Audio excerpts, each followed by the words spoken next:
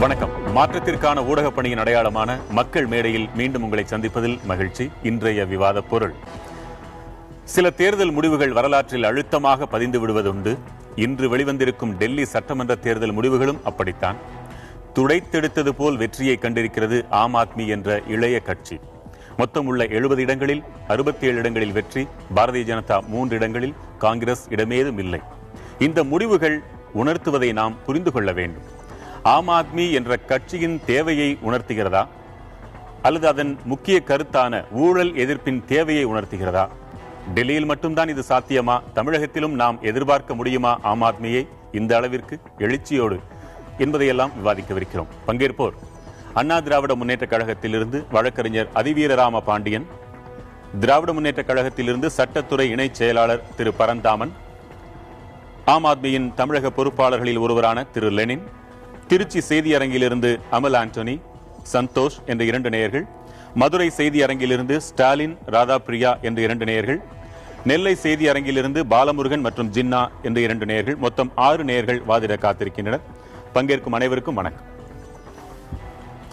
முதலில் திரு லெனின், ஒரு மாபெரும் வெற்றி. அந்த வெற்றியை நீங்க மகிழ்ச்சியோட பாக்குறீங்களா, அல்லது தமிழ்நாட்டில் நம்ம இப்படி இருக்கோமே அப்படின்ற நினைப்பு இப்போ வந்திருக்கா? இல்ல இல்ல இல்ல, அதாவது இப்போ இன்றைக்கு என்ற சூழல அதை நாம் அனுபவித்தாக வேண்டும். மிகப்பெரிய வெற்றி, இமாலய வெற்றி, யதார்த்தமான வெற்றி, கொண்டாட்டங்களுடன் கூடிய ஒரு வெற்றியா தான் நம்ம பார்க்கிறோம். நாங்க நீங்க எதிர்பார்த்தீங்களா? எதிர்பார்த்தோம். ஆனா யதார்த்தமா நம்ம சொல்லணும்னா 40லிருந்து 45 இடங்கள் வரை பெறுவோம் நாங்கள் எதிர்பார்த்தோம். ஆனா 67 என்பது மக்கள் கொடுத்த மிகப்பெரிய பரிசு. பரிசு என்பதை விட மிகப்பெரிய பொறுப்பாக தான் நாங்கள் இதை. எதனால் அப்படி கொடுத்திருப்பாங்கன்னு நினைக்கிறீங்க? ஒரு காரணம், கண்டிப்பாக ஒரு காரணம் இருக்க முடியாது. மாறி வரும் சூழ்நிலைகள், மாறி வரும் புதிய தலைமுறைகள். அதாவது 2013 தேர்தல் நீங்க பாத்தீங்கன்னா டெல்லியில 1,13,00,000 வாக்காளர்கள் இருந்தாங்க. 2015 தேர்தலில் 1,33,00,000 வாக்காளர்கள் வந்துட்டாங்க. இந்த 15 லட்சம் வாக்காளர்கள் வந்து கண்டிப்பா இளைஞர்கள் தான். மாறி வரும் சூழ்நிலையில காங்கிரஸ், பிஜேபி, மற்ற கட்சிகளை பார்த்து சலித்து போனவர்கள் மாற்றத்தை எதிர்பார்க்கிறார்கள். ஊழல் இல்லாத ஒரு அமைப்பை எதிர்பார்க்கிறார்கள். எப்படி ஒரு மாற்றத்தை கொண்டு வரும்? சிஸ்டமிக் சேஞ்சில் எப்படி நம்ம எடுத்துட்டு வர முடியும்? இதற்கு வந்து இவங்களால பண்ண முடியாது. ஏன்னா 50 வருஷம் 100 வருஷம் பார்த்துக்கிட்டு இருக்கோம். புதுதா எப்படி ஒரு மாற்றத்தை கொண்டு வர முடியும்? புதிய இளைஞர்கள் உங்களை தூக்கி பிடிச்சிருக்காங்கன்னு நினைக்கிறீங்க. தொடர்ந்து பேசலாம். உங்கள் பார்வை என்ன அதிவீரராம பாண்டியன்? அதாவது ஆம் ஆத்மியினுடைய வெற்றி டெல்லியிலே சாத்தியம். அது அங்கே தேவை இருந்தது. ஏன் என்று சொன்னால் அங்கே இருக்கிற கட்சிகள் மக்கள் நலனில், மக்கள் அக்கறையிலிருந்து அந்நியப்பட்டு போய் நின்றன. அந்த இடத்தை பூர்த்தி செய்வதற்கு ஒரு வெற்றிடம் இருந்தது. அதை இவர்கள் பயன்படுத்தி கொண்டார்கள் என்றுதான் சொல்ல வேண்டும். மற்றபடி அவர்களுடைய வளர்ச்சி என்பதை போக போக பார்க்கணும். ஏன்னா இது வந்து பெர்ஃபார்மன்ஸ் வைஸ் இன்னும் பார்க்க முடியல. இவர்கள் சொல்லி இருக்கின்ற வாக்குறுதிகள் மக்களுக்கு ஒரு ஈர்ப்பு தருகின்ற வகையில் இருந்திருக்கிறது. அதை அடிப்படையில் அதை நம்பி மக்கள் வாக்களித்திருக்கிறார்கள். இதை செயல்படுத்துகின்ற அந்த அடிப்படை கட்டமைப்பை இவர்கள் எப்படி ஏற்படுத்த போகிறார்கள்? கொடுத்த வாக்குறுதிகளை அதே வீரியத்தோடு மக்களிடம் கொண்டு சேர்க்க முடியுமா இவர்களால்? இதையெல்லாம் நாம் பார்த்த பின் தான் இந்த அவர்களை அரசு மக்களுடைய அந்த எண்ணத்தை பூர்த்தி செய்யக்கூடிய வகையில் செயல்படுமா என்பதை பார்க்க வேண்டும். பொறுத்திருந்துதான் பார்க்க வேண்டும். இந்த தேர்தல் வெற்றி கிடைத்தது என்பது கண்டிப்பாக இல்லை. ஏன்னா டெல்லியில தேர்தல் களத்தை நான் நேரடியாக வந்து கிட்டத்தட்ட 2 வாரங்கள் கூட இந்த முறை கூட, கடந்த முறை 40 நாட்கள் அங்க இந்த முறை 2 வாரங்கள் தங்கியது பார்த்தேன். வாக்குறுதிகளுக்காக யாரும் ஆம் ஆத்மி கட்சிக்கு ஓட்டு வாக்களிக்க போகிறேன் என்று ஒரு தமிழர் கூட, ஒரு நபர் கூட விரிவா பேசிக்கலாம் சொல்லவில்லை. ஒருவேளை நீங்க கட்சியில ஒப்பிடும்பொழுது இளைஞர்கள் தான், நீங்கள் தான். ஒருவேளை அதே ஆம் ஆத்மி தமிழகத்திலும் ஒரு நாள் நாம வளர்ந்து வரும்பொழுது நமக்கு பெரிய ஒரு எதிர்நிலை எடுத்து நிற்குமே என்ற ஒரு அச்சம் வந்திருக்கா உங்களுக்கு? இப்போ நிச்சயமாக இல்லை. ஏன்னு சொன்னால், நான் இப்போது இருக்கிற அனைத்து இந்திய அண்ணா திராவிட முன்னேற்ற கழகம் இவர்கள் சொல்லுகின்ற விஷயங்களை, அந்த கட்டமைப்பை ஏற்கனவே ஏற்படுத்தி தமிழகத்திலே அடிப்படை கட்டமைப்புகள், மக்கள் நலன், அதை அதாவது ஒவ்வொரு விஷயத்திலும் நிர்வாகத்தை சிறப்புற கொண்டு செல்வதற்கு உண்டான நடைமுறை அனைத்தையும் வகுத்து வைத்திருக்கிறது. அதனால் கண்டு பயம் இல்ல, பயம் சிறிதளவும் இல்லை என்பது என்னுடைய கருத்து. உங்க கருத்து என்ன பரந்தாமன்? முதலில் ஆம் ஆத்மி கட்சியினுடைய நண்பர் அவருக்கு என்னுடைய வாழ்த்துக்களை நான் தெரிவிச்சிருவோம். கூட்டணி ஒருவேளை வச்சாலும் வைப்போம் பின்னாடி இல்லையா? அப்படிலாம் இல்லை. ஒரு பண்பாடு இது. ஒரு கட்சி இன்னைக்கு ஒரு புதிய அரசாங்கம் வந்திருக்கிறது என்ற போது அவர்களை வந்து வாழ்த்துவது என்பது எங்களுடைய தலைவரை வேண்டும் என்கிற பொழுது பண்பாடை பேசிக் கொள்வதுதானே வேண்டும் என்கிற பொழுது பண்பாடை பேசிக் கொள்வதுதானே இல்ல அப்படி கிடையாது. அல்ல அது பொத்தாம் பொதுவா நீங்க சொல்ல முடியாது. வேண்டும் என்பது திராவிடத்தை பேசுவது, வேண்டாம் என்பது பண்பாடை பத்தி பேசுவதுன்றது வந்து பொத்தாம் பொதுவா சொல்ல முடியாது. நேருவின் மகளே வருக என்று சொன்னதும் அதுக்கு முன்னாடி சொன்னதெல்லாம் ஞாபகம் வருது. என்ன செய்ய? இல்ல கரெக்ட் நீங்க சொல்றது. நேருவின் மகளே வருக, நிலையான ஆட்சி தருகன்னு சொன்னது திராவிட முன்னேற்ற கழகம். அதே இந்திரா காந்தி வந்து எமர்ஜென்சி கொண்டு வருகிற பொழுது அதை எதிர்த்தாலும் உறுதியாக எதிர்ப்போம், ஆதரித்தாலும் உறுதியாக ஆதரிக்கக்கூடியவர் தான் திராவிட முன்னேற்ற கழகம். இது விவாதத்திற்குரிய விஷயம். பிறகு வருகிறேன். என்னுடைய முதல் பார்வை, இன்றைக்கு புதுடெல்லியிலே இருக்கக்கூடிய ஒரு யூனியன் பிரதேசத்தில் ஒரு ஆம் ஆத்மி கட்சி இன்றைக்கு ஒரு பெரிய ஒரு பலத்தோடு இன்றைக்கு ஒரு ஆட்சி அமைத்திருக்கிறார்கள். இந்த இடத்தில் பிஜேபி, காங்கிரஸ் இரண்டு பெரு கட்சிகள் தான் அங்கே யூனியன் டெரிட்டரியை பொறுத்த வரைக்கும் அங்கே பிரதான கட்சிகளாக தான் இருந்து வந்து கொண்டிருக்கிறது. ஆட்சியை மாறி மாறி இவர் செய்திருக்கிறார்கள். கடந்த 15 ஆண்டு காலம் காங்கிரஸ் இருந்தது, அதற்கு முன்பு பிஜேபி இருந்தது. இப்பொழுது கடந்த ஒரு 49 நாட்கள் மட்டுமே ஆம் ஆத்மி கட்சி இருந்தது. மறுபடியும் இப்பொழுது 2015 இவர்கள் பெற்றிருக்கிறார்கள். ஆக காங்கிரஸ், பிஜேபி இவற்றுக்கு இரண்டிற்கும் ஒரு மாற்று சக்தி இல்லாத ஒரு வெற்றிடமாக ஒரு சூழல் இருந்த காரணத்தினாலும் இன்றைக்கு ஏற்பட்டிருக்கக்கூடிய அரசியல் சூழல், பிஜேபி மிகப்பெரிய ஒரு வாக்குறுதிகளை சொல்லிவிட்டு ஆட்சிக்கு வந்தது. சொல்வது ஒன்று, நடைமுறையில் இருப்பது ஒன்று. சமுதாயத்தில் இருக்கக்கூடிய அமைதி சூழ்நிலை எல்லாம் இன்றைக்கு ஒரு கேள்விக்குறியாக இருக்கிறது. இந்த காரணங்களால வெற்றி பெற்று பல காரணங்கள். ஆக ஒரு மாற்றத்தை எதிர்பார்த்திருக்கிறார்கள். அவர்கள் வந்து இந்த மாற்றம் எப்படி கொடுக்கிறார்கள், என்ன செய்கிறார்கள் என்பதை பொறுத்திருந்து பார்க்க வேண்டும். வரவேற்கக்கூடிய ஒரு செய்தி. அந்த இரண்டு கட்சிகளுக்கு மாற்று இல்லைங்கிறத ஒரு காரணமா சொன்னீங்க. அதே இதை தமிழகத்துக்கு ஒப்பிடலாமே என்று தோன்றுகிறது. திமுக அதிமுகவுக்கு மாற்று இல்லாமலே தானே போயிட்டே இருக்குது அப்படின்னு தோன்றுது. நம்ம விரிவா விவாதிக்கலாம். முதலில் அமல் ஆண்டனி, திருச்சி செய்தி அரங்கிலிருந்து உங்களுடைய கருத்து என்ன? கண்டிப்பா தமிழகத்துல ஒரு மாற்றம் வர்றதுக்கான நேரமா தான் நான் இதை வந்து கருதுறேன். ஏன்னா இங்கே தமிழ்நாடு பொறுத்தளவு மக்கள் உடல் நலத்தில் அக்கறை இருக்க ரெண்டு திராவிட கட்சிகளுக்கும் அப்படின்னு நம்ம கேட்டோம்னா அது இல்லை. நான் தகவல் அறியும் உரிமை சட்டத்தில் திருச்சி அண்ணல் காந்தி அரசு மருத்துவமனையில் பணிபுரியும் டாக்டர்களோட வருகை பதிவேடை கேட்டேன். அப்போ வருகை பதிவேடு தர முடியாது அப்படின்னு பதில் போட்டாங்க.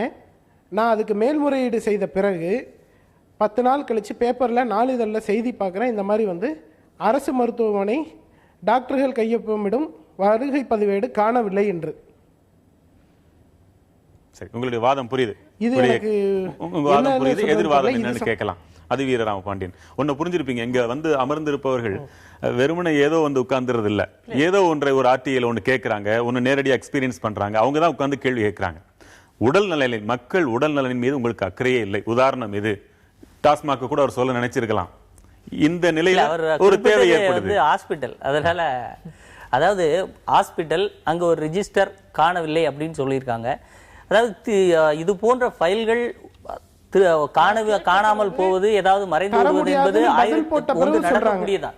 மனிதன் செயலாற்றுகிற எந்த ஒரு இடத்திலும் இது போன்ற ஒரு நிகழ்வுகள் நடப்பதற்கு சாத்தியம் இருக்கிறது. அந்த ஒரே ஒரு வருகை பதிவேட்டிற்கும் மக்கள் நலனுக்கும், அதாவது இவர் வந்திருக்கார், வரல, இந்த விஷயத்துல வரலன்னு அவர் அலிகேஷன் சொல்ல முடியல. நான் தகவல் கேட்டேன், அந்த தகவல் கிடைக்கல அப்படிங்கிறது மக்களினுடைய நலனுடைய அக்கறை எப்படி வந்து சரியா பயன்படுத்தல பார்க்கலங்கிறதுக்கு இணைப்பு ஆகும். அதுக்கு ஆண்டனியே பதில் சொல்லட்டும். ஆண்டனி சொல்லுங்க.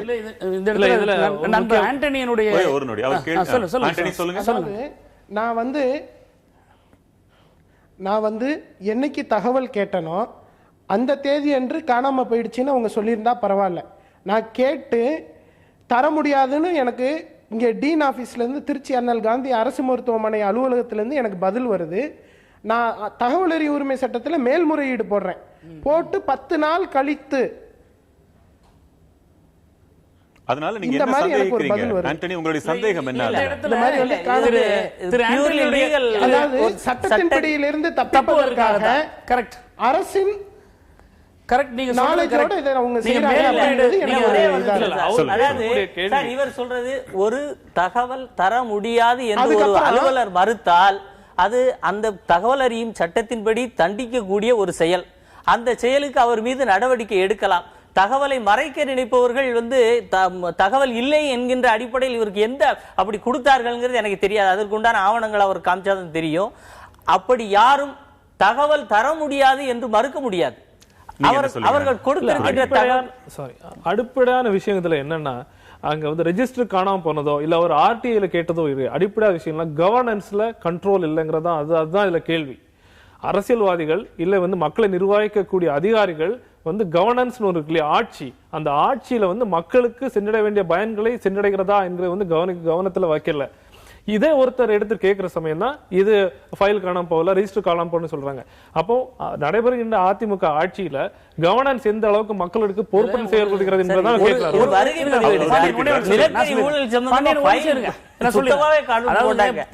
நண்பர் லெனின் அவர் வந்து ஏதோ ஒரு தகவல் அறியும் உரிமை சட்டத்துல வருகை பதிவேடு கேட்டுதா வந்து ஒரு சாதாரணமா அந்த கேள்வியை நம்ம நினைக்க முடியாது. ஆனால் ஸ்டாலின் மன்னிக்க வேண்டும், அவர் எந்த அளவுக்கு பாதிக்கப்பட்டிருக்கிறார் என்பது இந்த கேள்வியின் ஊடுருவ புரிகிறது. என்னவென்றால் ஹாஸ்பிட்டலுக்கு போயிருப்பாங்க, டாக்டர் இருந்திருக்க மாட்டாங்க, அல்லது பேஷண்ட் போயிருப்பாங்க, அவங்கள சிகிச்சை செய்வதற்கான உரிய மருத்துவர்கள் இருந்திருக்க மாட்டாங்க, இவங்க அலைக்கழிக்கப்பட்டிருப்பாங்க. ஆக இவர் ஒரு படித்தவர். ஆக ஒரு கவர்மெண்ட் ஹாஸ்பிட்டல்ல சம்பளத்துக்கு வேலை பார்க்கிற டாக்டர்ஸ் எப்ப வராங்க எப்ப போறாங்கன்னே தெரிய மாட்டேங்கிறது. இதை நம்ம கேட்கணுன்றது ஒரு அடிப்படை உரிமையா முதல் முயற்சியா அவர் ரைட் டு இன்ஃபர்மேஷன் ஆக்ட்ல கேட்டிருக்கார். இவர் என்னன்னா கரெக்டா சொன்னார், அவர் லீகல் கிளச்சஸ்ல இருந்து அரசாங்க அதிகாரிகள் தப்பிக்கணுன்றதுக்காக இவர் மேல்முறையீடு போட்டு அந்த நோட்டீஸ் சர்வான பிறகு உடனே பேப்பர்ல வந்து காணோன்னு சொல்றாங்க. இதை என்ன பண்ணிருக்கணும்னா இந்த மாதிரி இவர் வந்து அங்க இருக்கக்கூடிய டீனையோ ஆர்எம்ஓயோ ஹெல்த் செக்ரட்டரி கூப்பிட்டு கேட்டிருக்கணும், டிஸ்ட்ரிக்ட் கலெக்டர் கூப்பிட்டு கேட்டிருக்கணும். இந்த வருகை பதிவேடு வரலன்னு சொன்ன ஒரே காரணத்துக்கு ஒரு மாற்றம் தேவைன்னு சஸ்பெண்ட் பண்ணிடணும். அவர் ஒரு மாற்றம் தேவைன்னு சொல்றாரு. அந்த மாற்றம் திமுகவன்றது அவர்ட்ட கேட்கலாம். நீங்க சொல்ல ஒரு மாற்றம் தேவைன்னு சொன்னீங்களே, நீங்க ஒரு பிரச்சனையே சொன்னீங்க. இந்த பிரச்சனைகள் எதிர்காலத்தில் வரக்கூடாது, இதுக்கு மாற்று யாருன்னு நீங்க நினைக்கிறீங்க? சார் இதுக்கு மாற்றம் அப்படின்னா யாரையுமே சொல்ல முடியாது. ஏன்னா கடந்த ஆட்சியிலையும் சரி இப்பயும் சரி தமிழகத்தில் தமிழக அரசின் கீழ் இயங்கும் மருத்துவமனைகள் அனைத்திலும் வேலை செய்யும் மருத்துவர்கள் எல்லாமே வந்து பிரைவேட் பிராக்டிஸ் பண்றதுக்கு அலோவ் பண்றாங்க. உதாரணத்துக்கு எடுத்துக்கிட்டீங்கன்னா திருச்சி அண்ணல் காந்தி அரசு மருத்துவமனையில் வேலை செய்கிற முக்காவாசி மருத்துவர்கள் பிரைவேட் பிராக்டிஸ் பார்க்குறாங்க. அப்படி பிரைவேட் பிராக்டிஸ் பண்ணும்போது என்ன ஆகுது அப்படின்னு நம்ம பேஸ் பார்த்தோம்னா அவங்க அதில் தான் அவங்க கான்சென்ட்ரேட் பண்ணுறாங்க. என்னோட கன்டென்ஷனே அதுதான். உதாரணத்துக்கு இப்ப சென்ட்ரல் கவர்மெண்டால மேனேஜ் பண்ணப்பட்ட யாருமே இல்லன்னு சொல்லி திமுகவுக்கு இது பொருந்தும். இப்ப சொல்லுங்க, ரயில்வே ஹாஸ்பிடல்ல வேலை பார்க்குற டாக்டர்ஸ் வந்து அண்டோனி அவர்களுக்கு ஒரு சின்ன ஒரு விளக்கத்தை சொல்லிடுறேன். மாற்று இல்லைன்னு சொல்லும் போது திமுகவுக்கு பொருந்தோம்னா, அதாவது ஒரு சில இஷ்யூஸை வச்சு நம்ம வந்து இந்த இஷ்யூஸ்க்கு இந்த கவர்மெண்டா அந்த கவர்மெண்டான்றதை நம்ம வந்து டிஸ்கஸ் பண்றோம்னா, இதுல ஒரே வரியில நான் சொல்லணும்னா திராவிட முன்னேற்ற கழகத்தினுடைய அரசாங்கம் நடந்து கொண்டிருக்கிற பொழுது அரசு மருத்துவமனைகள் எப்படி நடந்தது, எப்படி இயங்கியது, அதிமுக அரசாங்கம் நடக்கும்போது எப்படி இருக்கிறது, ஒரு பேலன்சிங் வேணும். அங்க ஒரு எடை போடணும் அந்த இடத்துல. இப்போ ஒரு உதாரணத்துக்கு சொல்லணும்னா, இன்னைக்கு அரசாங்க ஹாஸ்பிட்டல் எல்லாம் மருந்து மாத்திரைகள் தட்டுப்பாடு இருக்கு, டாக்டர்ஸ் டியூட்டிக்கு சரியா வரல, டாக்டர்களுடைய போராட்டம், நர்சுகளுடைய போராட்டம், இவைகளெல்லாம் வந்து 27/9 முன்னாடி நடந்து கொண்டுதான் இருந்தது.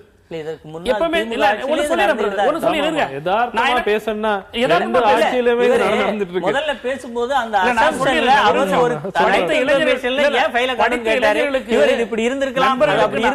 இளைஞர்கள் அவர்கள் நண்பர்கள் அவர்களுக்கு நான் வந்து அவருடைய பார்வைக்கு நான் என்ன சொல்கிறேன் சொன்னால், பொதுவாக திராவிட கட்சிகள் என்று நீங்கள் இரண்டையும் ஒரு தட்டில் வைத்து பார்ப்பதற்கு பதிலாக உங்களை நான் அன்போடு கேட்டுக்கொள்வது, உங்களுக்கு நிறைய வாய்ப்புகள் இருக்கிற காரணத்தினால் அல்லது நாங்கள் எங்களை போன்றவர்கள் சொல்லக்கூடிய ஒரு சந்தர்ப்பங்கள் வரும்போது கடந்த ஆட்சி எந்த அளவுக்கு அரசு பணிகள் செய்தது, அதுல எவ்வளவு லேக்ஸ் இருக்குது, லேப்சஸ் இருக்குது கணக்கு போடணும்.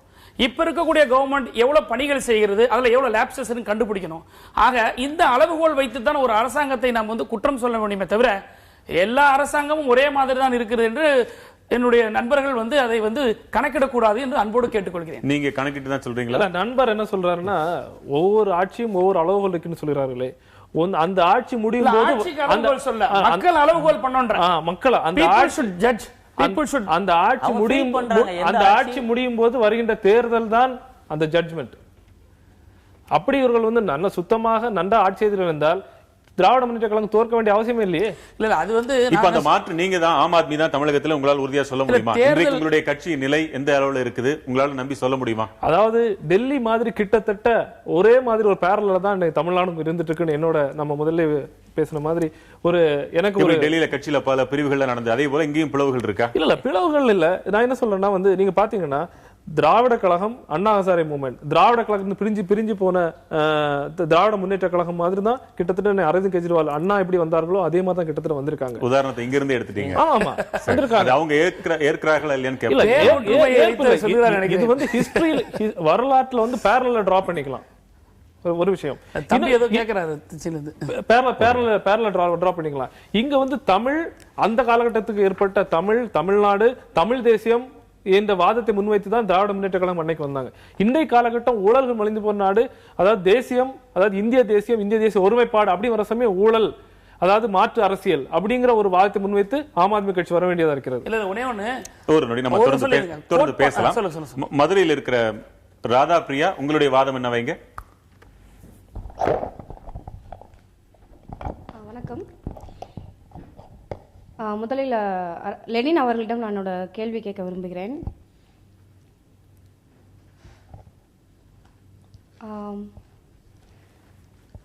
வருடந்தோறும் 7 லட்சத்துக்கும் மேல புதிய வாக்காளர்கள் இளைஞர்கள் பதிவு செய்யறாங்க. இப்ப இளைஞர்கள் மக்கள் வந்து உங்களுக்கு ஒரு பதவி கொடுத்திருக்காங்க.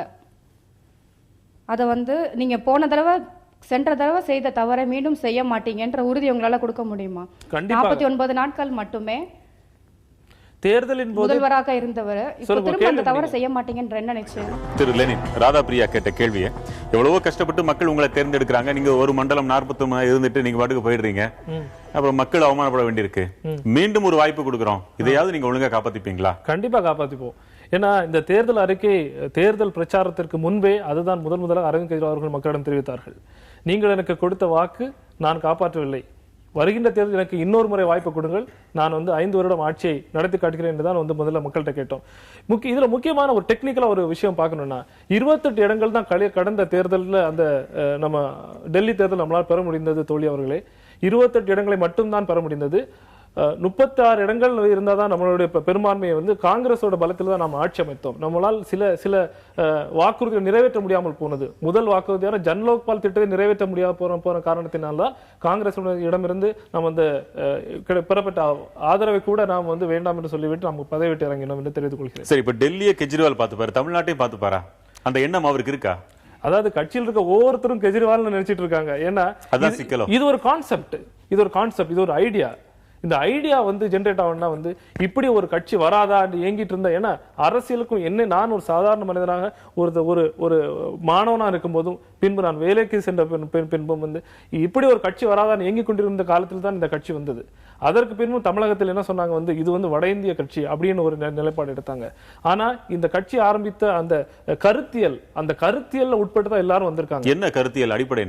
அடிப்படை என்ன? ஊழல் இல்லாத சமதர்மமான ஒரு நாடு, அதுதான் லட்சியம். அதை நோக்கித்தான் இந்த பயணம். நம்ம மாநிலத்தில் அதுக்கான தேவை இருக்கா? கண்டிப்பாக தேவை இருக்கிறது. ஏன்னா இன்னைக்கு பாத்தீங்கன்னா இந்தியாவில் மிகப்பெரிய, அதாவது திருமங்கலம், நம்ம அன்னைக்கு பேசுற மாதிரி திருமங்கலம் ஃபார்முலால இருந்து சாதாரண ஃபார்முலா எல்லாமே நம்ம தான் ஆரம்பிச்சு வச்சோம். ட்ரெண்ட் செட்டர்ஸ், தமிழ்நாடு தான் எல்லாத்தையும் ட்ரெண்ட் செட்டர்ஸ் இருந்துட்டு இருக்காங்க. ஆனா இந்த விஷயத்துல கூட நம்ம ட்ரெண்ட் செட்டர்ஸ் தான். 67 இதே ட்ரெண்டை வந்து அண்ணா அவர்கள் பண்ணிவிட்டார்கள், ட்ரெண்ட் செட்டர்ஸ். ஆனா இது ரிவைவ் பண்ணி எடுத்துட்டு வரதா ஆம் ஆத்மி கட்சியோட வேலையாக இருக்கும்.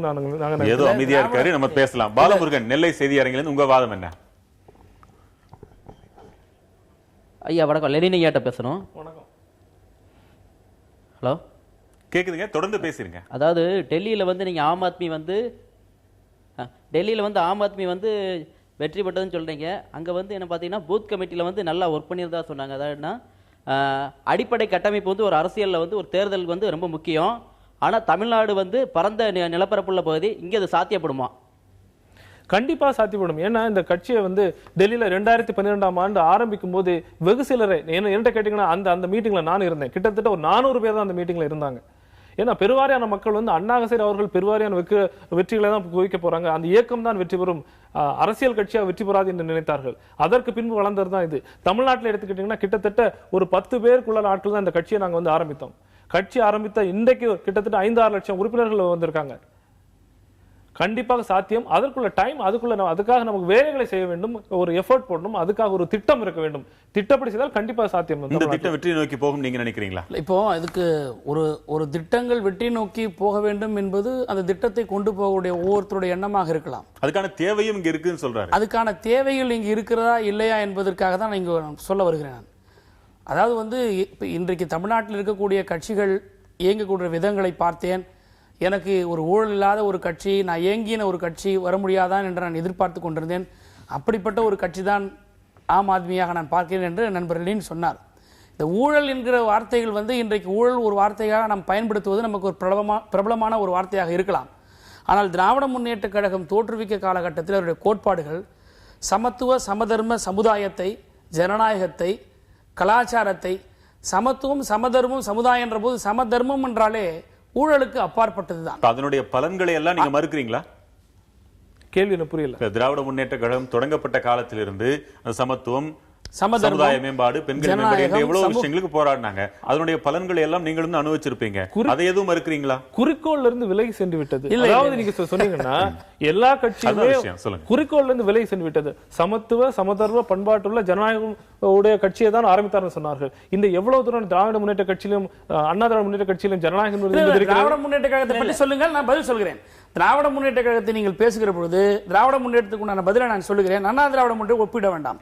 இப்போ திராவிட முன்னேற்றத்தின் குற்றச்சாட்டை சொல்லுங்கள். எங்களுடைய கொள்கையிலிருந்து, எங்களுடைய கோட்பாடுகளிலிருந்து என்ன நாங்கள் மறுவி வந்திருக்கிறோம், ஏதாவது ஒன்று சொல்லுங்கள், நாங்கள் பதில் சொல்லுகிறோம். இல்ல கிட்டத்தட்ட அவர் திருவரங்கத்தினுடைய தேர்தலையே ஊழலுக்கு எதிராகத்தான் கருத்துக்களை முன்வைத்து தேர்தலை நாங்கள் வந்து வாக்கு கேட்டுக்கொண்டிருக்கிறோம். திராவிட முன்னேற்ற கழகம் ஊழலுக்கு எதிரான ஒரு இயக்கம் தான். எங்களுடைய குறிக்கோளுடைய கோட்பாடுகளே அது இருக்கிறது.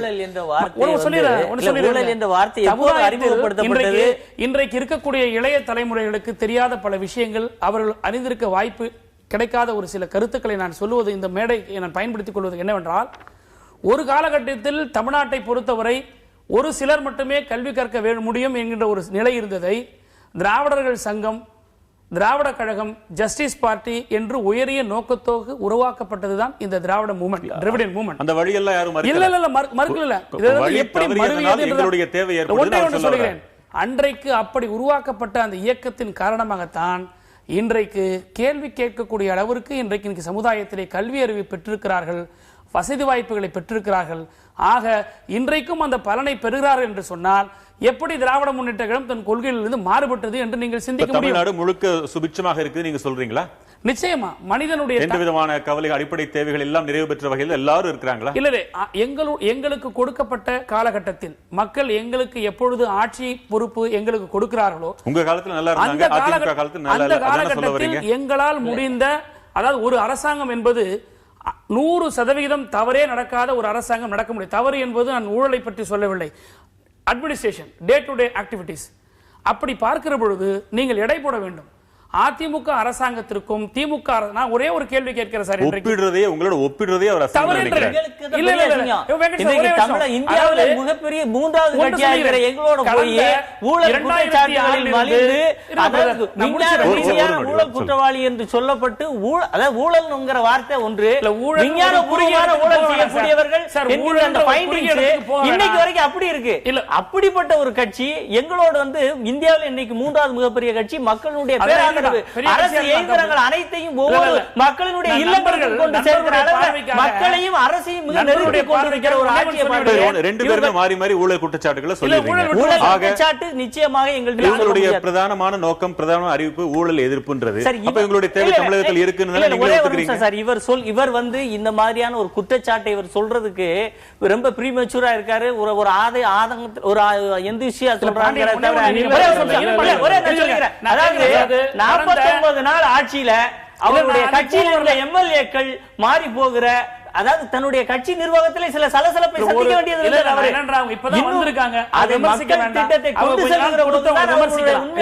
விஷயம் வெளியே வரும். ஒன்னு சொல்றேன் சார், ஒரு நிமிஷம் பாண்டியன், ஒரே ஒரு கேள்விக்கு பதில் சொல்லுங்க. கடந்த நம்ம நண்பர் இளைய தலைமுறைகள் பார்த்துக்கிட்டு இருக்காங்க, இதை நம்ம சொல்லணும் அவங்களுக்கு. கடந்த திமுக அரசாங்கத்துல 2006 2011 வரைக்கும் எத்தனை தொழிற்சாலைகள் கொண்டு வரப்பட்டது, எத்தனை கட்டமைப்பு வசதிகள் கொண்டு வரப்பட்டது, எவ்வளவு மேம்பாலங்கள், எவ்வளவு சாலை வசதிகள், எவ்வளவு தொழிற்கூடங்கள், எவ்வளவு இதையெல்லாம் ஐயா, ஆட்சிக்கு வந்து இந்த அதிமுக அரசாங்கம் ஏதாவது புதிய திட்டங்கள் கொண்டு வந்திருக்கிறதா இல்ல திமுக கொண்டு வந்த திட்டத்தை முடக்கு? இவ்வளவு பெரிய அசெம்பிளி பில்டிங் கட்டினாங்க இவங்க, கவர்மெண்ட்ல போட்ட ஒரு ஆணை தான் அது. தமிழ்நாட்டுக்குன்னு ஒரு தனி சட்டமன்றம் வேணும்னு இவங்களுடைய ஆட்சியில போட்ட ஒரு ஆணை தான்.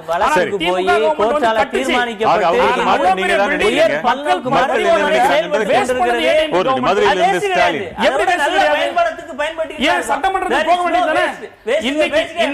இன்னைக்கு சட்டக்கல்லூரியை மட்டும் நீங்க மாத்துறீங்க, இன்னைக்கு சட்டக்கல்லூரியை ஆனா வந்து சட்டமன்றத்துக்கு போக மாட்டீங்க. மதுரை ஸ்டாலின். வணக்கம். வணக்கம், ஸ்டாலின் பேசுறேன். இப்போ எனக்கு கொஞ்சம் நிறைய கேள்விகள் இருக்கு, அதனால கொஞ்சம் நான் பேசும்போது வேற யாரும் குறுக்கிடாம இருந்தா நல்லா இருக்கும்னு நினைக்கிறேன். ஒரு 2 கேள்விகள் கலந்துக்கலாம், சொல்லுங்க. ஹலோ. ஓகே. இப்போ முதல் கேள்வி, இப்போ புதுசாக வந்திருக்க கட்சி ஆம் ஆத்மி ஜெயிச்சு வந்திருக்குன்னா அந்த கட்சிக்கும் மற்ற கட்சிக்கும் வித்தியாசம் இருக்கா என்னன்றது முதல்ல ஒன்று சொல்கிறேன். இப்போ எந்த ஒரு கட்சி ஒரு தேர்தலில் வெற்றி பெற்றாலும் உடனே பெரிய லெவலில் கொண்டாட்டம், தோல்வி அடைந்தால் ரொம்ப வருத்தம், வாழ்த்துக்கள் சொல்கிறது, இந்த மாதிரி தான் இருக்காங்க. இப்போ இந்த கொண்டாடுறதுக்கு என்ன அர்த்தம் என்ன? தோல்வி அடைந்தால் எதுக்கு வருத்தப்படணும்? ஏன்னா ஒரு தன்னலம் உள்ளதா இல்லை பொதுநலத்துக்காக தோற்றுறதுக்காக வருத்தமா இல்லை தன்னலம் உள்ளதால் தோற்றுறதுக்காக வருத்தமா? இது ஒரு கேள்வி. இன்னொரு கேள்வி, இப்போ தொழிற்சாலைகள் கொண்டு வரதா வளர்ச்சி, இந்த மாதிரி இப்போ பேசிக்கிட்டு இருந்தாங்க. திமுக அதிமுக 2 கட்சியில் இருந்தோம். தொழிற்சாலைகள்ன்றது இப்போ 2 கட்சிகளாக இருந்தாலும் சரி, புதுசாக உருவாக்கப்பட்ட தொழிற்சாலைகள்ன்றது பெரும்பாலும் விவசாய நிலங்களை அழித்தே கொண்டு வரப்படுகிறது. இப்போ ஒரு 2 வாரங்களுக்கு முன்னாடி நான் மதுரை திருமங்கலத்திலிருந்து வந்திருக்கேன். பக்கத்தில் சிவரக்கோட்டைன்னு ஒரு கிராமம், சுற்றி 3 கிராமங்கள் உள்ள சிவரக்கோட்டை, செங்கப்படை, இன்னொரு கிராமம், 3 கிராமத்தை சேர்த்து கிட்டத்தட்ட 4000 ஏக்கர் விவசாய நிலங்கள் அங்கே இருக்கு. 70 வகையான தானியங்கள் இன்னும் விளைந்து கொண்டுள்ளது. ஆனால் அந்த இடத்தை தரிசு நிலம் என்று சொல்லி அரசு விவசாயிகளிடமிருந்து வாங்கி சிப்காட் என்றும் ஒரு தொழிற்பேட்டை வருவதற்கு இருக்கு, அதற்கு கொடுக்க பார்க்கிறார்கள். விவசாயிகள் போராடி கொண்டுள்ளனர். இந்த இடங்கள் எல்லாம் இன்னும் விவசாய நாடு. நான் நேரில் சென்று பார்த்து வந்தேன் 2 வாரங்களுக்கு முன்னாடி. அங்க விளைந்த சுண்டலை எடுத்து எனக்கு கொடுக்குறாங்க விவசாயிகள். இந்த மண்ணில் விளைந்ததுங்க. மழை பெய்து 3 மாதம் ஆச்சு, இன்னும் அந்த இடத்துல தண்ணீர் இருக்கின்றது. மிகப்பெரிய ஒரு குளம் இருக்கிறது, தண்ணீர் இருக்கிறது. ஆனா அது ஒரு தரிசு நிலம். மக்கள் விருப்பத்துக்கு மாறாக விவசாய நிலங்களை அழித்து ஒரு தொழிற்பேட்டை கொண்டு வருவதனால என்ன அது ஒரு வளர்ச்சியா? அது என்னுடைய கேள்வி. இதே கேள்வி நாளைக்கு உங்களுக்கு வரலாம் தெரியல. நீங்க வளர்ச்சின்ற பேர்ல தொழிற்சாலை அனுமதிச்சீங்கன்னா இந்த கேள்விகள் எதிர்கொள்ள நேரம். ஆமா, முதல் கேள்வி நான் பதில் சொல்றேன். நான் எதுக்கு கொண்டாடுறாங்க இல்லாட்டி எதுக்கு சோகமா இருக்காங்கன்னு சொல்லி சகோதரர் கேட்கறாங்க. அதாவது கொண்டாட்டங்கள் மனிதனோட பண்பாட்டு மனிதனோட இயல்பிலே இருக்கு. வெற்றிங்கிறது ஒரு வருஷமே அந்த கழிப்புல கொண்டாட்டங்கள் இயல்பிலே இருக்கிறது. மக்களுடைய வெற்றி, மக்கள் கொடுத்த வெற்றி இருக்கிற கொண்டாடுதல எந்த தவறும் கிடையாது. இந்த விஷயத்துல மத்தவங்களை போலதான் நீங்களும். மற்றவங்களை போதும் இது கிடையாது. மனிதனா கூட சில இயல்பான சில பேசிக் இன்ஸ்டிங்ஸ், இயல்பான சில குணங்கள் இருக்கு இல்லையா? மக்கள் உங்களுக்கு பெரிய பரிசை கொடுத்திருக்கிறார்கள், இல்லை நான் சோகமா தான் இருக்கேன்னு சொன்னா அது என்ன? அப்புறம் மக்களை அவமதிக்கிற மாதிரி செயல் இல்லையா? சோகம் இல்ல இல்லீங்களா? சரி, இன்றைக்கு அதனுடைய துணை கேள்வி நிலைமையிலிருந்து தங்கள் பணியை செய்தாலே மக்களுக்கு கண்டிப்பாக நான் இன்றைக்கு நடந்த கொண்டாடுறது மட்டும் தான் சொல்கிறேன். நீங்க பணியை செய்யவிட்ட 5 வருடம் கழித்து நீங்களே தண்டித்துவிடுவீர்கள் இல்லையா? இன்னைக்கு பாரதிய ஜனதா கட்சி மத்தியில் ஆட்சியில் இருக்கிறது. இன்னைக்கு 3 இடங்களை மட்டும்தான் பெற முடிந்தது. அவர்கள் சந்தோஷப்பட முடியுமா?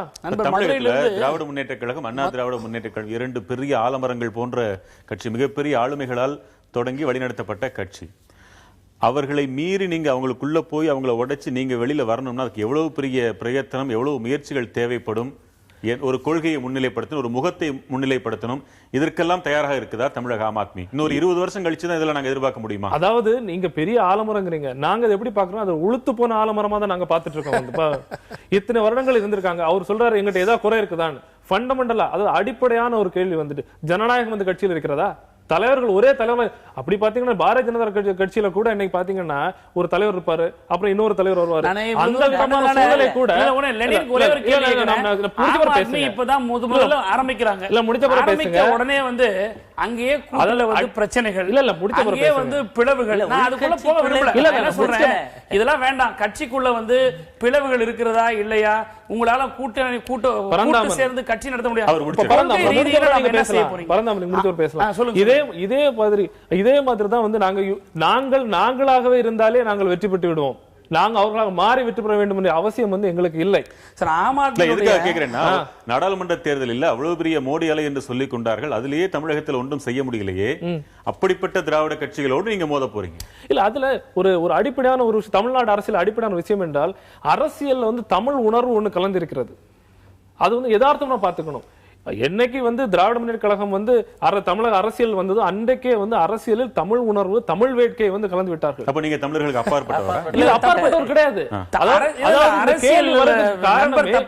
இல்ல, இந்த கேள்வி வர்றதுக்கு காரணமே வந்து நீங்கள் இப்ப டெல்லி போன்ற மாநிலத்திலிருந்து எடுத்து வருவீர்களே, நீங்க வெற்றி பெறுவீர்கள்னு கேட்கறது அந்த கேள்வியோட அடிப்படையான தன்மை. அதுதான் இந்த தமிழ் உணர்வு எங்க வருது? உங்களை வந்து டெல்லி கட்சியாவே இங்க பாக்குறாங்கன்னு நினைக்கிறீங்களா?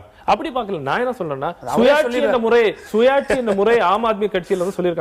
தமிழர்களுக்கு தமிழ்நாட்டுக்கு தேவையான திட்டங்களை, தமிழ்நாட்டுக்கு தேவையான விஷயங்களை தமிழர்களாகிய நாம் இங்கு யார் யாரெல்லாம் ஆம் ஆத்மி கட்சியின் உறுப்பினர்களாக தலைவர்களாக இருக்கிறார்களோ அவர்கள் தேர்ந்தெடுக்கலாம் சொல்லி. இது வேற எந்த தேசிய கட்சியில பண்ண முடியுமா? பண்ண முடியாது. இலங்கை பிரச்சனை எடுத்துக்கொள்ளுங்க. பாரதிய ஜனதா கட்சி தமிழ்நாட்டில் பாரதிய ஜனதா கட்சி ஒரு நிலை எடுக்கும், மத்தியில் பாரதிய ஜனதா கட்சி இன்னொரு நிலை எடுக்கும். இலங்கை பிரச்சனை உங்க தெளிவு என்ன? தமிழகத்திற்கு எங்கள் துறையில தமிழர்களுக்கு அங்க தனிநாடு கொடுக்க வேண்டும், அவள் உரிமை நிலைநாட்டப்பட வேண்டும். இதுதான் எங்களுடைய தனி ஈழத்திற்காக ஆம் ஆத்மி பிரச்சனையின் போது எப்போது இப்படி அறிவிப்பு கொடுத்திருந்தீங்க? இரண்டு முறை நானே அறிவிப்பு கொடுத்திருக்கிறேன், ஒரு முறை நானே கைது செய்யப்பட்டிருக்கிறேன். அரசியலுக்காகத்தான் தமிழ் பயன்படுத்துறாங்க திராவிட முன்னேற்ற கழகம் என்று நம்மளுடைய அரசியலுக்காக சொல்லல, அரசியல் கட்சி ஆகப்படுகும் போதுதான் தமிழை கொண்டு வரார்கள் என்று நம்ப சொன்னார். ஒன்று சொல்லுகிறேன், நாடு சுதந்திரம் அடைவதற்கு முன்பிலிருந்தே தமிழுக்காக போராடிய இயக்கம் திராவிட இயக்கம், இந்தி திணிப்பு எதிர்த்து போராடிய இயக்கம் திராவிட இயக்கம், தந்தை பெரியார், பேரறிஞர் அண்ணா இவர்கள் எல்லாம் சுதந்திர போராட்டம், ஒரு நாடு சுதந்திரத்துக்காக போராடுகிற பொழுது இந்த நாட்டில் மொழிக்காக போராடின ஒரு வரலாறு தமிழ்நாட்டில் மட்டும்தான் இருக்கு. ஆக ஏதோ ஒரு மொழியை வைத்தோ அல்லது ஒரு இனத்தை வைத்தோ ஒரு பண்பாடை வைத்தோ அரசியல் பார்க்கிறோன்ற பார்வை என்று உங்களுடைய தவறான விஷயம். துன்பப்படும் பொழுது அத்தனையும் தூக்கி எறிந்து விட்டு வேறொரு மாற்றம் வராதான் எதிர்பார்க்கிற நிலைமை கூட வந்துரும். அப்படித்தான் வந்திருக்குது டெல்லியில. திருச்சி செய்தி அரங்கிலிருந்து சந்தோஷ், உங்க வாதத்தை வைக்கலாம். முதலா என்னோட கருத்தை சொல்லிக்கிறேன். அதாவது என்கிட்ட ஒரு கருத்து ஒரு கேள்வி ரெண்டு இருக்கு. அதாவது அதுக்கு முன்னாடி ஆம் ஆத்மிக்கு என்னோட வாழ்த்துக்கள், நன்றி. கருத்து என்னன்னா, டெல்லியில் இப்போ நடந்திருக்கிறது வந்து ஆம் ஆத்மியோட வெற்றின்னு சொல்கிறத விட பிஜேபியோட தோல்வின்னு தான் சொல்லணும். ஏன்னா ஆம் ஆத்மி ஆல்ரெடி அவங்க இதுக்கு முன்னாடி 2013 நடந்த எலெக்ஷனில் 28 இடத்துல வின் பண்ணாங்க, காங்கிரஸை ஜெயிச்சிட்டாங்க. ஆனால் அப்போது முதல் இடத்துல இருந்த பிஜேபி வந்து இப்போது மூணே இடம் தான் வின் பண்ணியிருக்குன்னா அப்போது பிஜேபி மேலே மக்களுக்கு ஏதோ ஒரு கோபம் இருக்குன்னு தான் அர்த்தம். அதை இன்னும் கரெக்டாக சொல்லணுன்னா, ஊழலுக்கு எதிரான்னு சொல்லியிருக்காங்க, கிரண் பேடியே தோற்று போயிருக்காங்க. அவங்க முதலமைச்சர் வேட்பாளர் தான், இருந்தாலுமே முதலமைச்சர் ஆக்கலைன்னா கூட அவங்கள வந்து ஒரு எம்எல்ஏவாக கூட ஆக்க மக்கள் விரும்பலைன்னா பிஜேபி மேலே அவ்வளோ கோபம் இருக்குன்னு தான் அர்த்தம். அதனால் இதை ஆம் ஆத்மியோட வெற்றின்னு சொல்கிறத விட பிஜேபியோட தோல்வின்னு தான் சொல்லணும். கேள்வி என்னென்னா, அந்த வெற்றியை வந்து தமிழகத்துக்கோ இல்லை வட மாநிலத்திலே நிறைய இடத்துக்கோ பொருத்த முடியாது. ஏன்னா டெல்லி என்பது ஒரு பல மக்கள் கலந்த ஒரு ஊர். அதாவது அது ஒரு மேல்தட்டு வர்க்கம் மட்டுமே இருக்கிற ஒரு ஊர். அதுக்குன்னு தனி ஒரு தேசியமோ தனி ஒரு இனமோ கிடையாது. ஆனால் நீங்கள் வட மாநிலங்கள்லேயே பஞ்சாபு, பெங்கால் இதெல்லாம் பார்த்தீங்கன்னா அவங்களுக்குன்னு தனி இனம் தனி தேசியம் இருக்குது. அதே மாதிரி தான் தமிழுக்கும் தனி இனம் தனி தேசியம் இருக்குது. அதனால டெல்லியோட பிரச்சனை எல்லாமே தமிழுக்கு பொருந்தாது. அந்தந்த மண்ணுக்குரிய பிரச்சனைகள்னு நிறைய இருக்குது. இந்த பிரச்சனையெல்லாம் தீர்த்து வைக்கிற மாதிரி ஆம் ஆத்மி ஃபார்ம் ஆகி வந்துச்சுன்னா தான் தமிழகத்தில் பிடிக்க முடியும். அதனால இவங்க சில தெளிவுகளை வந்து கொடுக்கணும். அதாவது தொடக்க நிலையிலே ஆம் ஆத்மி வந்து தமிழ்நாட்டில் நிறைய காங்கிரஸ் மாதிரி நிறைய கோஷ்டி ஃபார்ம் பண்ணி அங்கங்கே தனித்தனியாக இருக்குது. இப்போ இதெல்லாத்தையும் ஒருங்கிணைத்து ஒரே தலைவராக ஆம் ஆத்மி எப்போ அறிவிக்கும்? அதாவது தமிழகத்துக்கு தலைவர் யார்? அதே மாதிரி கேஜ்ரிவால் வந்து தமிழகத்துக்கு உண்டான சில பிரச்சனைகளை வந்து சொல்லணும். அதாவது ஈழத்தமிழ் பிரச்சனையை பற்றி இப்போ தோழர் லெனின் சொன்னார், இருந்தாலுமே கேஜ்ரிவால் ஈழத்தமிழ் பற்றி எப்போ பேசுவார்? அதான் என்னோட கேள்வி. சரி, இந்த மாதிரி தமிழகத்துக்கு உண்டான இந்த மண்ணுக்கு பிரச்சனையை பற்றி உங்க தலைவர் யாருன்னு தெரிஞ்சுக்க விரும்புறாங்க. கெஜ்ரிவால் வருவாரா, பேசுவாரா? இங்க தலைவர் வந்து அகில தலைவர் கெஜ்ரிவால் தான். தமிழகத்தில் இன்றைக்கு ஃபார்மேட்டிவ் ஸ்டேஜஸ் சொல்லக்கூடிய ப்ரிப்பரேட்டரி ஸ்டேஜஸ் தான் கட்சி இருந்துட்டு இருக்கு, எடுத்துட்டு போயிட்டு இருக்கோம். அதாவது வந்து அடிமட்டத்திலிருந்தே தேர்தல் முறையில் தான் ஒரு தலைவர் உருவாக்க வேண்டும் என்பது ஒரு கொள்கையினால வந்து எங்களுக்கு சில கட்டுப்பாடுகள் இருக்கிறது. அதாவது பூத் லெவல்ல இருந்து ஒரு ஒன்றியத்திலிருந்து ஒரு மாவட்டத்தில் ஒரு தலைவர், அதாவது ஒன்றியத்தில் தேர்தல் வைத்து மாவட்ட அளவிலையும், மாவட்டத்தில் தேர்தல் வைத்து மாநில அளவிலையும், மாநில அளவில் உள்ள நிர்வாகிகள் தேர்தல் வைத்து ஒரு தலைவர் நியமிப்பதற்காக வந்து எல்லா ஏற்பாடுகளும் வேலைகளும் நடந்து கொண்டிருக்கின்றன. ஏன்னா ஃபார்மேட்டிவ் ஸ்டேஜஸ்ல கட்சி இருக்கிறதுனால. இன்னொரு விஷயம், அதாவது தலைவர் கெஜ்ரிவால், அதாவது ஒருங்கிணைப்பாளர் கெஜ்ரிவால் அவர்கள் வந்து இலங்கை பிரச்சனையை வந்து சொல்லுவாரா? எனக்கு வந்து இந்த பிரச்சனையை வந்து மத்தியில் உள்ள பொலிட்டிக்கல் அஃபேர்ஸ் கமிட்டி என்கிற கமிட்டியில வந்து எடுக்கப்பட்ட முடிவு தான் அவர்களை அதை வந்து ஒரு அறிக்கையாக கொடுத்திருக்கிறார்கள். நான் சொன்னது வந்து, ஆனா அதுக்கு அந்த இப்படி ஒரு நிலைப்பாடு எடுக்க வேண்டும் என்று தமிழகத்திலிருந்து நாங்கள் தான் பரிந்துரை செய்தோம். சரி, இன்னொரு பக்கம் அதனுடைய தொடர்ச்சியாக மக்கள் சொன்னார். மக்கள் தான் அடிப்படை. டெல்லி மக்கள் வேற, மற்ற மாநிலங்களின் மக்கள் வேறன்ற மாதிரி அவர் சொல்றாரு. அதை ஏத்துக்கிறீங்களா? கண்டிப்பா யதார்த்தமான ஒரு விஷயம். முதல்ல இருந்தே நாம் அதை தான் விவாதித்துக் கொண்டிருக்கிறோம். இந்த மண்ணுக்குள்ள விஷயங்கள், இந்த மண்ணுக்குள்ள உணர்வுக்குள்ள தமிழருக்குள்ள உணர்வுகள், தமிழருக்குள்ள பிரச்சனைகளை கையாளுவதில் தான் இந்த கட்சி தமிழகத்தில் வந்து வெற்றி பெறுமா இல்லையா, எந்த கட்சியும் வெற்றி பெறுமா இல்லையா என்பதை வந்து நம்ம வந்து எடுத்து ஒரு வித்தியாசமான பிரச்சனை. ஒரு உதாரணத்துக்கு இப்போ ஸ்ரீரங்கம் இடைத்தேர்தலை பத்தி 2 நாள் விவாதிச்சுட்டே இருக்கோம். அதுல அதிமுக மக்களுக்கு பணம் தருதா இல்லையா? பரந்தாம நீங்க சொல்லுங்க. கொடுக்குது. சரி, திமுக கொடுக்குதா இல்லையா? திமுக கொடுக்குறது உண்மை. ஆனா இது கொடுக்கிறது 2 பேர் கொடுத்துட்டு இருக்காங்கன்றத நான் இது அவர்களை ஒரு இழிவுபடுத்த வேண்டும் என்பதற்காக கேட்கல. ஏதோ 2 பேர் ஒத்துக்கிட்டாங்க, அந்த அளவுல சந்தோஷம். இன்னொரு பக்கமா பார்க்கும் பொழுது வாங்குகின்ற மக்கள் இருக்கிறாங்கன்றதை நம்ம அதுல இருந்து அடிப்படையா எடுத்துக்கலாம். அப்படி வாங்கக்கூடிய மக்கள் இருக்கிற தமிழகத்துல அந்த மக்களின் மனமாற்றத்தை நீங்க எப்படி கொண்டு வர முடியும்னு நினைக்கிறீங்க?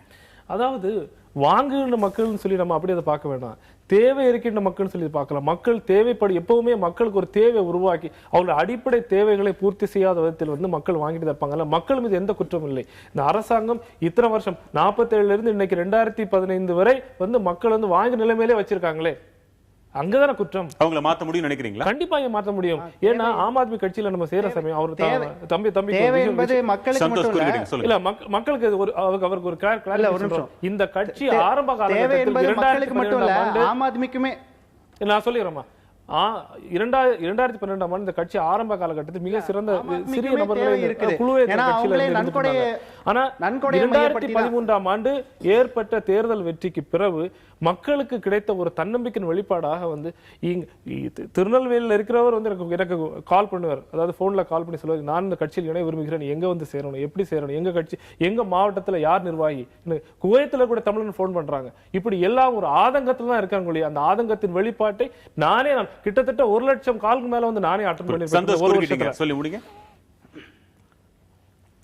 இல்ல தேவை என்பது மக்களுக்கு மட்டும் இல்ல, இவங்க ஊழலுக்கு எதிரான்னு சொல்றாங்க. இப்போ நடக்க போற ஸ்ரீரங்கம் இடைத்தேர்தலுமே ஒரு விதத்துல பார்த்தா ஊழலுக்கு எதிரான தேர்தல் தான். ஏன்னா ஊழல் பண்ணதா குற்றச்சாட்டு பண்ணி ஒரு வழக்கு பதிவுப்பட்ட ஒரு தலைவர் ஜெயிச்ச இடம் தான் அது. அதனால ஊழலுக்கு எதிரான தேர்தல் தான். இந்த தேர்தல்ல மறுபடியும் ஒருவேளை அதிமுக ஜெயிச்சிருச்சுன்னா இல்ல அத மறுக்கிறாரு. சொல்லுங்க. ஊழல் கிடையாது, அதாவது வருவாய், நீங்க வருமானத்திற்கு அதிகமாக சொத்து சேர்த்த வழக்கு அது வேறு, ஊழல் என்பது வேறு. மீடியாக்களும் சரி, மக்கள் பொதுமக்களும் சரி, அந்த ஒரு புது விளக்கு ஒரு டெஃபினிஷன் தவறாக பயன்படுத்தக்கூடாது என்பதை நான் இவருக்கு சொல்லிடுறேன். சந்தோஷ் ஒரு நிமிஷம் நீங்க பேசுங்க. சந்தோஷ் பேசுங்க. நான் ஒண்ணு சொல்லிடுறேன். இப்போ ஏடிஎம்கே நம்பர் வந்து ஊழலுக்கு எதிரான்றாங்க. இல்ல வருமானத்துக்கு எதிராக சொத்து சேர்க்கிறதும் கலாச்சாரத்தை பொறுத்தவரை பைக்கில் இருக்க 10 ரூபாய் சொல்லுவாங்க, வீட்டுல வச்சிருக்கிற நகை யாரும் சொல்ல மாட்டாங்க. இது வந்து ஈவன் அந்த ஆடிட்டரோட தவறு கூட இருக்கலாம். அதனால வந்து எங்க இப்போ பதில் சொல்லுங்க. ஆடிட்டர் தவறா இருக்கலாம், இது ஒரு டெண்டன்சி சார். இது வந்து அரசியல் பழிவாங்கலுக்காக பயன்படுத்தி இருக்கிறார்கள். இதுல இருக்கிற அடிப்படை நண்பர் மக்கள் பார்த்து கொண்டிருக்கிறார்கள். அதான் சொல்றாங்க, மக்கள் பார்க்கிறார்கள். இன்றைக்கு இந்த ஆட்சி செய்து திட்டம், அதனுடைய நலன் யார் நோக்கி சிந்திக்கிறாங்க, எதெல்லாம் மக்களுக்கு கொண்டு போறாங்க அப்படிங்கிறது. அதாவது சந்தோஷ் ஒரு நிமிஷம், என்னோட கருத்தை நான் முழுசா கேட்டுறேன். அதாவது நன்கொடை பேஸ் பண்ணி தான் ஆம் ஆத்மியுமே கட்சி நடத்திட்டு இருக்கு. எங்களுக்கு 30 கோடி வேணும், ஆனால் 18 கோடி தான் வந்திருக்குன்னு கேஜ்ரிவாலே ஒரு இடத்துல அறிக்கை விட்டுருக்காரு. அதனால பண தேவை என்பது எல்லாருக்கும் இருக்கு, ஸ்ரீரங்கம் மக்களுக்கு மட்டும் இல்லை. இன்னொரு விஷயம் என்னன்னா, ஊழலுக்கு எதிரான இவங்க சொல்றாங்க. இப்போ நான் சொன்ன மாதிரி ஸ்ரீரங்கம் இடைத்தேர்தலும் ஒரு ஊழலுக்கு எதிரான ஒரு தேர்தல் தான். ஒருவேளை மறுபடியும் இதில் அதிமுக ஜெயிச்சிருச்சுன்னா தமிழக மக்கள் வந்து ஊழலுக்கு எதிராக செயல்படலன்னு தானே அர்த்தம். அதுல முதல்ல மக்கள் இங்க தேர்தலில் காசு வாங்குறாங்களா, அதையும் உங்களையும் ஒப்பிடுறாரு. அதே முறையில் தான் நீங்களும் அங்க நிதியெல்லாம் வாங்குறீங்களா? இல்ல, தவறான ஒப்பிடுதல் நான் நினைக்கிறேன். அதாவது ஒரு கட்சியோட நன்கொடை இல்லாமல் ஒரு பொதுப்பணி எடுத்து செல்ல முடியாதுன்றது ஒரு அடிப்படையான நிதர்சனமான ஒரு உண்மை. அது வந்து எப்படி மக்கள்கிட்ட வெளிப்படையாக மக்களிடம் வாங்குறது வந்துட்டு அது குற்றமா பார்க்கப்படுது. மேலை நாடுகள்லாம் அப்படி கிடையாது. அதாவது பல லட்சம், அதாவது பல ஆயிரம் கோடிகள் வைத்துக்கிட்ட காங்கிரஸோ இல்ல திராவிட முன்னேற்ற கழகமோ அண்ணா திராவிட முன்னேற்ற கழகமோ அது சோர்சஸ் கூட காமிக்காத காலகட்டத்தில் நான் 100 ரூபாய் வாங்குறேன், 20,000 ரூபாய் வாங்குறேன், 10,000 ரூபாய் வாங்குறேன், சோர்சஸ் காமிக்கக்கூடிய இந்த தன்மையை ஒரு பெரிய முன்னேற்றம் நான் நினைக்கிறேன். அதாவது இவங்க இப்பதான் புதுசா கட்சி ஆரம்பிச்சிருக்காங்க.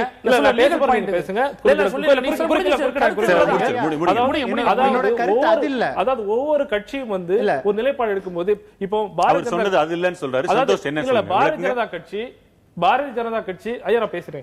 நீங்க சொன்னது வந்து மக்களுக்கு பண தேவை இருக்கிறதுனால வாங்குறாங்க அப்படின்ற மாதிரி சொன்னீங்கல்ல, அதே மாதிரி பண தேவை என்பது எல்லாருக்கும் இருக்கு. இல்ல அதை ஒப்பிடாதீங்க. நீங்க நான் சொல்ற தேவை அடிப்படை தேவைகளை பூர்த்தி செய்ய முடியவில்லை. லெனின் சொல்ற மாதிரிங்க, லெனின் சொல்றாருங்க. அதாவது திமுக இவங்க வந்து பணக்களை வந்து கணக்கு காட்டுறாங்களா இல்லையான்றலாம் சொல்றாரு. அதிமுகவை பத்தி எனக்கு தெரியாது. திராவிட முன்னேற்ற கழகத்தை பொறுத்தவரை இவங்க இப்ப புதுசா கட்சி ஆரம்பிச்சிருக்காங்க. இவங்களுக்கு பிராக்டிகாலிட்டிஸ் இன்னும் தெரியல. என்னன்னா எலெக்ஷன் கமிஷன் வந்து இப்போ இவங்களை ரெகக்னைஸ் பண்ணிடும் பார்ட்டியை. ஏன்னா அவர் ஆட்சி அமைச்சிருக்கிறாங்க, இவ்வளோ ஒரு மினிமம் ரெக்குயர்மெண்ட்ஸ் வந்துருச்சு. எலெக்ஷன் கமிஷனோட ரெகக்னைசேஷன் வந்துட்ட பிறகு ஒவ்வொரு கட்சியும் ஆண்டுக்கு அவருடைய 3 ஆண்டுக்கு ஒரு முறை இவங்களுடைய ஆபீஸ் பேரர்ஸையும் ப்ராப்பர்லி எலெக்டட் பர்சன்ஸையும் கணக்கு வழக்கையும் காட்டணும். திராவிட முன்னேற்ற கழகம் இன்று வரை அந்த கணக்கு வழக்கை காத்து கொண்டிருக்கிறது. இன்னும் சொல்ல போனால் TN சேஷன் முன்னாள் தேர்தல் தலைமை அதிகாரி அவரே சொன்னார், திராவிட முன்னேற்ற கழகத்தை போல ஒரு அடிப்படையா ஒரு தேர்தல் நடத்தி கணக்கு வழக்கை முறையாக சமர்ப்பிக்கிற ஒரு கட்சி நான் இதுவரை என்னுடைய பணியில பார்த்ததில்லை என்று சர்டிஃபைட் பண்ணிருக்கார் TN சேஷன். இவர் மேடை கடக்கிறதுக்காக எதையோ திமுக பத்தி பேசணும்ன்றதால பேசக்கூடாது. நீங்க திசை திருப்ப கூடாது. நீங்க அதாவது இன்றையோட கேள்வி ரசீது கொடுக்குறீங்களா? அதாவது வந்து இவர் வந்து கணக்கு கொடுப்பது இங்க கேள்வி கிடையாது. சோர்ஸ் ஆஃப் இன்கம் தான் இப்ப பேசிட்டு இருக்கோம். அவர் வந்து இன்னொரு விஷயத்தை போய் குழப்பிக்கிறாரு. சோர்ஸ் ஆஃப் இன்கம் உங்களுக்கு 10,000 ரூபாய் வந்துருன்னா 10 நபர் உங்களுக்கு கொடுத்தாருங்களா? யாரெல்லாம் கொடுத்தாலும் நீங்க உங்களால காமிக்க முடியுமா? காமிச்சிருக்காங்களா? நன்கொடை ரசீது கொடுக்குறோம்ல. நீங்கள் வந்து மக்களிடம் காணிக்கிறீங்களா? இன்னைக்கு எங்களுடைய கணக்கெல்லாம் அங்க போகுது. எல்லாமே மெட்டீரியல், எல்லாமே அக்கவுண்ட். வணக்கம் சார். டெல்லியில் ஏற்பட்ட மாற்றம் வந்து இங்கே ஏற்பட வாய்ப்பு இருக்கா அப்படின்னு கேட்டிருக்கீங்க. அது என்னன்னா தமிழகத்தில் அது வந்து இப்போதைக்கு ஏற்படுறதுக்கான ஒரு வாய்ப்பு இல்லை. ஏன்னா தமிழகம் வந்து ஒரு பாரம்பரியம் மிக்க ஒரு இடம். இங்கே வந்து வேட்பாளர்களுக்கு ஜாதி மத இன அடையாளங்களை பூசியே மக்களை ஃபுல்லாக குழப்பியே வச்சுருக்காங்க. இதை விட்டு அவங்க என்னைக்கு வெளியே வராங்களோ அன்னைக்கு வந்து இங்கே தமிழகத்தில் மாற்றம் ஏற்படும். அதற்கான வாய்ப்பு வந்து கூடிய சீக்கிரம் வரும் நான் வந்து எதிர்பார்க்குறேன். ஏன்னா இங்கே இருக்கிற அந்த சர்வாதிகார ஆட்சியையும் குடும்ப அரசியலையும் பார்த்து நாங்கள் சலிச்சு போயிட்டோம். எங்களுக்கு ஒரு புது மாற்றம் வேணுங்கிறோம். புது மாற்றம் எப்படி வேணும்னா ஜனநாயகத்தை நம்புகிற ஒரு வேட்பாளரும் மாற்றத்தை விரும்புகிறவங்க வந்து அந்த இடத்துல வரணும். அதுக்கு ஒரு படித்தவர்களும் திறமையானவர்களும் வரணும்னு ஆசைப்படுறோம். எங்களுக்கு வாதம் செய்கிற வக்கீல்கள் வேண்டாம், ஆட்சி செய்கிற ஒரு நல்ல அரசியல்வாதிகள் போதும். நான் தப்பு பண்ணல நீ தப்பு பண்ணல மாறி வாதம் செய்கிறாங்களோ தவிர அதற்கான தீர்வு இங்கே யாரும் சொன்ன மாதிரி எனக்கு தெரியல. சரி, அதற்கான தீர்வுகளையும் கேட்கலாம். மக்களை நீங்களும் புரிஞ்சுக்கிட்டு இருக்கிறீங்களா? முன்னாடி பழங்கதைகளே பேசிட்டு இருக்கிறீங்களே, இன்றைய இளைஞர்களின் மனப்போக்கு வேற மாதிரி இருக்கிறதா இது உணர்த்தலையா உங்களுக்கு? நீங்க முதல்ல சொல்லுங்க. இந்த கேள்வியை பொறுத்த வரைக்கும் நடந்து முடிந்த நாடாளுமன்ற தேர்தலில் அதிகபட்சமாக இளைஞர்களுடைய பங்கேற்பு இருந்தது. புது வாக்காளர்கள் இருந்தார்கள். அவர்கள் அனைவருடைய தேர்வும் அனைத்து இந்திய அண்ணா திராவிட முன்னேற்ற கழகமாகத்தான் இருந்தது. அது அந்த ரிசல்ட்லையும் எதிரொலிச்சது. இது மக்களுடைய இன்றைக்கு இருக்கிற அனைத்து இந்திய அண்ணா திராவிட முன்னேற்ற கழகத்தினுடைய அரசு அதனுடைய செயல்பாடுகள் ஒவ்வொரு மக்களுடைய ஒவ்வொரு காலகட்டத்திற்கும் மக்களுடைய அருகிலே நிற்கக்கூடிய திட்டங்கள் அனைத்தையும் செயல்படுத்தி காண்பித்திருக்கிறது. அதில் வெற்றியும் பெற்றிருக்கிறது. இது வந்து ஐநாவிலிருந்து ஈவன் இந்தியாவுடைய நாடாளுமன்ற நிலைக்குழு கூட வந்து அப்ரிசியேட் பண்ணிட்டு போயிருக்காங்க. அந்த வகையில தான் வந்து மக்களுக்கு என்ன தேவை, எந்தெந்த நேரத்தில் என்ன தேவை என்பதை கொடுக்கக்கூடிய ஒரு நல்ல ஒரு அடிப்படை கட்டமைப்பை ஏற்படுத்தி வைத்திருக்கிறோம் அப்படிங்கறதா என்னுடைய இது. இதுல வந்து வழக்கறிஞர் சொன்னாலும் பரவாயில்ல, யார் சொன்னாலும் பரவாயில்ல, அரசியல் இளைஞர்கள் அப்படியே தூக்கி லட்டு மாதிரி உங்க கையில ஆட்சியை கொடுத்துருவாங்க தமிழ்நாட்டில் என்று அந்த ஒரு நினைப்பு இருக்கா உங்களுக்கு? கண்டிப்பா இல்ல. அதாவது நம்ம மக்களுக்கு என்ன செய்ய போறோம், நாங்கள் யார், கருத்தியல் ரீதியாக நீங்கள் யார், தமிழக மக்களுக்கு நீங்க உணர்வுகளுக்கு மதிப்பளிக்கிறீங்களா? தமிழக பிரச்சனைகளுக்கு உங்களுக்கு என்ன, உங்களுக்கு உங்க விடை என்ன வச்சிருக்கீங்க? அங்கெல்லாம் நம்ம மக்கள்கிட்ட சொன்னா மட்டும்தான் இது வந்து ஒரே நாள்ல போய் மாங்கரியை பறிச்சுட்டு வர மாதிரி பறிச்சுட்டு வர முடியாது.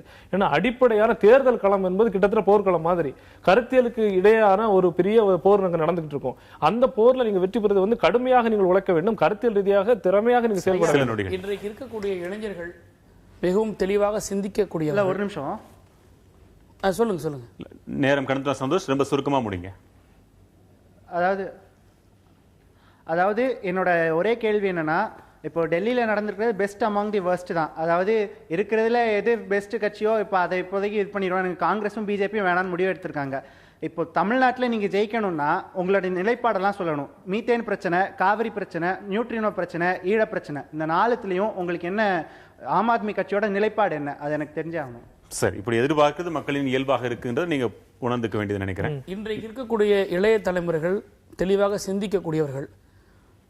கடந்த காலங்களில் இருந்த இளைஞர்களுக்கு கிடைக்கக்கூடிய வாய்ப்புகளை விட இன்றைக்கு இருக்கக்கூடிய இளைஞர்களுக்கு மிகப்பெரிய ஊடகங்களும் தகவல்களை தெரிந்து கொள்வதற்கான வாய்ப்புகளும். அச்சமா இருக்கா? என்னங்க? அது உங்களுக்கு அச்சத்தை அச்சம் இல்லை. இல்ல நான் சொல்ல வர அச்சம் பண்ணல, அது சொல்ல வரல. இந்த வாய்ப்புகள் எல்லாம் இருக்கிறது. ஆக இவர்கள் அதை தெளிவாக பயன்படுத்தி இன்றைக்கு யார் நமக்கு சரியாக ஆட்சி செய்கிறார்கள், எந்த அரசியல் கட்சி தன்னுடைய கொள்கைகளை ப்ராப்பராக கொண்டு போகிறது அப்படின்னு அலசி ஆராயக்கூடிய தன்மையில் இருக்கக்கூடிய இளைஞர்கள் தான். நான் ஒன்றே ஒன்று இளைஞர்களுக்கு நான் அன்போடு கேட்டுக்கொள்வது, ஊடகங்கள் வரக்கூடிய செய்திகளை நம்பிடாமல் அன்றைக்கு வரக்கூடிய இஷ்யூஸ், கரண்ட் அஃபேர்ஸ், இப்படி இருக்குதா, இப்படி இருக்கியா, ஒரு ஃபேஸ்புக்கில் ஒரு லைக் போடுற மாதிரி தான் இன்னைக்கு எல்லா ஒரு இஷ்யூக்கும் போயிட்டு இருக்கு. அந்த மாதிரி இல்லாமல் பகுத்தாய்ந்து இஷ்யூவை நல்லா அனலைஸ் பண்ணி, இந்த கட்சி இன்னைக்கு இப்படி சொல்லி இருக்குதுன்னா அன்னைக்கு ஆட்சியில் இருக்கும்போது என்ன செஞ்சது, இல்ல இன்னைக்கு இப்படி சொல்றாங்கன்னா ஏற்கனவே இவைகளெல்லாம் வந்து அலசி ஆராய்ந்து ஒரு முடிவுகளை எடுக்கக்கூடிய இளைஞர்கள் இருக்கிறார்கள். அப்படி அவர்கள் செய்வார்கள் என்ற நம்பிக்கை எனக்கு இருக்கிறது. பெரிய கட்சிகளும் தாங்கள் தான் பெரிய கட்சி என்று மற்ற கட்சிகளை சிறிய கட்சிகள் என்று உருவு கண்டு எல்லாமே வேண்டும் சொல்றது மாதிரி எந்த ஒரு கட்சியும் எளிதாக எண்ண முடியாத ஒரு நிலையை இன்றைக்கு உலகம் ஏற்படுத்திக் கொண்டிருக்கிறது. உங்கள் வருகைக்கும் பங்களிப்புக்கும் மிக்க நன்றி. மற்றொரு முக்கிய தலைப்பில் மீண்டும் சந்திக்கலாம். மக்கள் மேடையில். வணக்கம்.